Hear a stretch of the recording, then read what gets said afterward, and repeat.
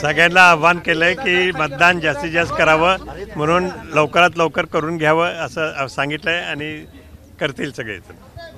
पहिल्या 2 टप्प्यामध्ये महाराज मतदानाचा आकडा आहे तो खूप कमी झाली होती टक्केवारी. हे टक्केवारी वाढणं खूप गरजेचं आहे. काय सगळ्या नागरिकांना टक्केवारी वाढलीच पाहिजे किंवा कारण ते लोकशाहीच्या दृष्टिकोनातून कमी वोटिंग होणं, मतदान होणं हे बरोबर नाही, तर वाढणारच नक्की. नाही, पूर्ण कोल्हापुरात आज चैतन्याचं वातावरण आहे.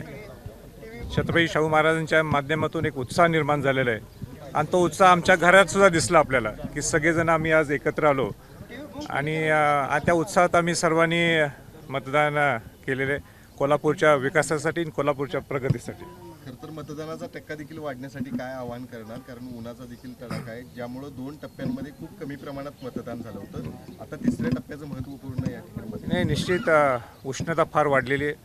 माझं सर्व जनतेला आव्हान हेच असणार आहे की लवकरच्या लवकर आपण मतदान करून घ्यावं 12 वाजेपर्यंत आणि त्याच्यानंतर 4 ते 6 परत गर्दी होऊ शकते. म्हणून माझं सगळ्या जनतेला आव्हान आहे की तुम्ही जास्तीत जास्त आपण लवकर यावं आणि खऱ्या अर्थाने कोल्हापूरकरांनी नेहमीच दाखवून दिलेलं आहे की आम्ही मतदानाचा हक बजावतो आणि सगळ्यात जास्त टक्केवारीसुद्धा आपल्याला कोल्हापूरमध्ये दिसून येईल. कारण त्यातला उत्साहाचा एक भाग आहे, चैतन्याचं वातावरण निर्माण झालेलं आहे आणि लोकसुद्धा मोठ्या संख्येने इथं येऊन मतदान करतील असं मला पूर्ण विश्वास आहे. काय विश्वास वाटतो या ठिकाणी या पूर्ण लढतीमध्ये? आता बाकी काहीच नाही ना, नुसती लाट छत्रपती शाहू महाराजांची, दुसरा विषयच नाही.